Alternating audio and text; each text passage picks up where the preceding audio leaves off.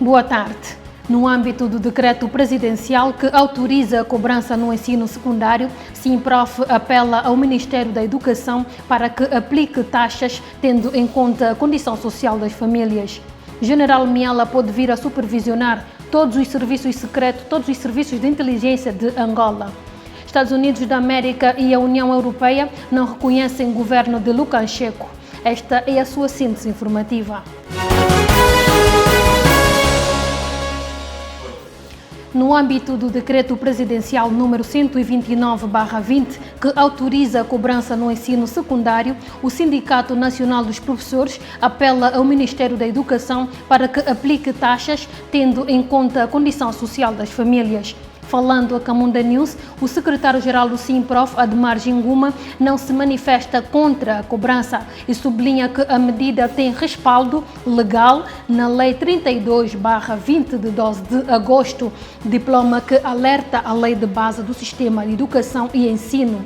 Apesar de a cobrança de taxas no ensino secundário estar tipificado na lei, o sindicalista espera que os responsáveis do Ministério da Educação não transformem as escolas públicas em estabelecimento de ensino privado com a cobrança de taxas altas. Entre outras, denuncia haver escolas que cobram emolumentos a alunos do ensino primário. A cobrança de taxas nas instituições do ensino secundário do país é uma medida que encontra respaldo legal no artigo 11, no seu ponto 4 da Lei 32/20 de 12 de agosto, a lei que altera a Lei de Bases do Sistema de Educação e Ensino, a Lei 17/16 de 7 de outubro.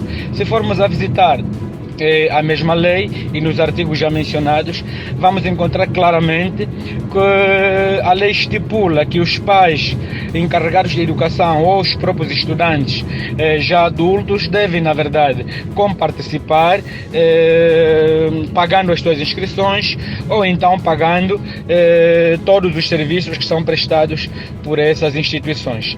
Nós, na verdade, temos duas notas a fazer relativamente à aprovação deste decreto presidencial. A primeira nota é saudar e rotular de positivo, uma vez que era preciso regular a cobrança dessas taxas nas instituições do ensino secundário, porque havia uma espécie de arbitrariedade. Cada instituição de ensino, em função das suas necessidades, cobrava o que bem entendia. Tanto, tu podias pagar pela matrícula 1.000 kwanzas numa instituição e noutra pagar 2, 3.000, 4.000 kwanzas, ou pagar pela emissão de um certificado 2.000 kwanzas ou 2.500 kwanzas numa determinada instituição e pagar 6, 7, 8.000 kwanzas noutra instituição. Portanto, havia aqui abusos, haviam aqui abusos na cobrança de emolumentos nas instituições do ensino secundário deste país. A outra nota tem a ver com as taxas que vão ser depois regulamentadas num decreto executivo dos Ministérios do Ensino Superior e da Educação. É importante que na hora de regulamentar, tanto se tenha em conta a condição social das nossas famílias, portanto, tratar de nivelar os preços para não se encontrar nesta medida a maneira de sustentação das escolas por falta de recursos, uma vez que, estamos cansados de dizer isso, a maioria das escolas desse país não são financiadas pelo próprio Estado. Era Ademar Ginguma, secretário-geral do Simprof. O general Fernando Garcia Miala, atual chefe do Serviço de Inteligência e Segurança do Estado, SINSE, pode vir a ser nomeado pelo Presidente da República, João Lourenço, ao cargo máximo de supervisor de todos os serviços de inteligência de Angola. Noticia a Rádio Voz da América, na voz do repórter Coque Mukuta, que faz uma breve apresentação da biografia do referido general. Miala, como é conhecido, é filho de pai eletricista e mãe doméstica. Nasceu em Luanda a 30 de julho de 1959. Licenciado em Psicologia, passou pelos centros de instrução da Rússia, Cuba, Israel e Brasil. já cumpriu missões militares em São Tomé e Saurimo. Mais tarde foi chamado para fazer parte das estruturas que funcionavam na órbita da Presidência da República, como então Secretário de Defesa e Segurança, e depois para a Comissão de Segurança Estratégica. Rui Kandov, cientista político que acompanha o percurso de Fernando Garcia Miala, diz ser um dos primeiros a se opor ao sistema corrupto que o país vive. O general Miala é seguramente uma figura, não diria interessante, mas extraordinária. Basta lembrar que foi ele o primeiro angolano que se colocou contra os desvios dos dinheiros que vinham da China. Portanto, seria, de facto, colocar a pessoa certa no lugar certo. Infelizmente, a sua trajetória foi interrompida em 2006, creio, quando ele próprio denunciou os desvios do dinheiro da China, e desde 2006 até hoje passam qualquer coisa como 15 anos, naturalmente que muita coisa se passou e ele próprio vai ter que, digamos assim, ajustar o seu conhecimento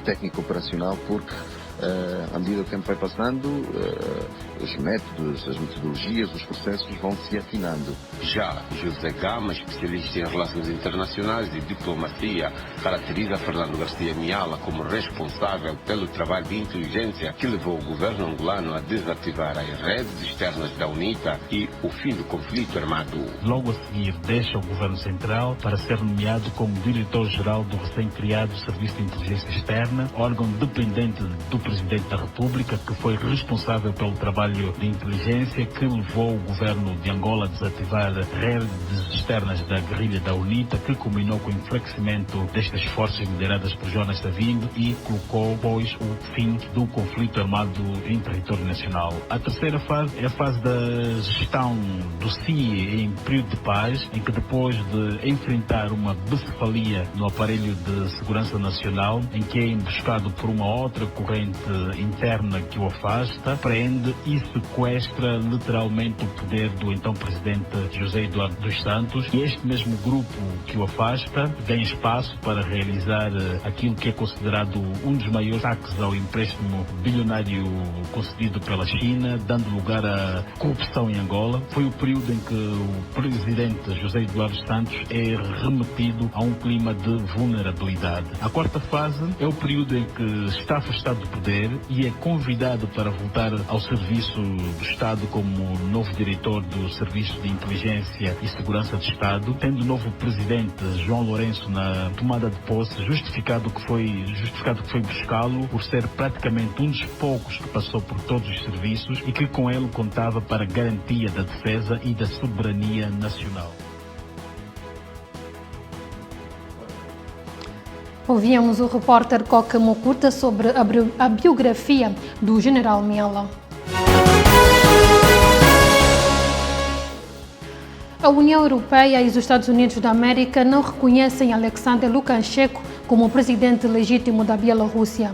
O líder da diplomacia europeia, Josep Borrell, diz que as eleições de 9 de agosto não foram livres nem justas e que os resultados foram falsificados.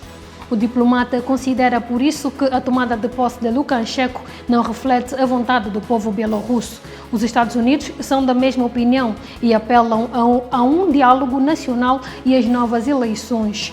Segundo dados oficiais, Lukashenko foi reeleito com 80,1% dos votos, resultado não reconhecido pela oposição ou pelo Ocidente e que desencadeou a maior vaga de protestos da história pós-soviética na Bielorrússia. Só temos a agradecer o carinho da sua audiência e continuo sempre do outro lado. Já sabe que estas e outras notícias você pode encontrar no portal da Camunda News.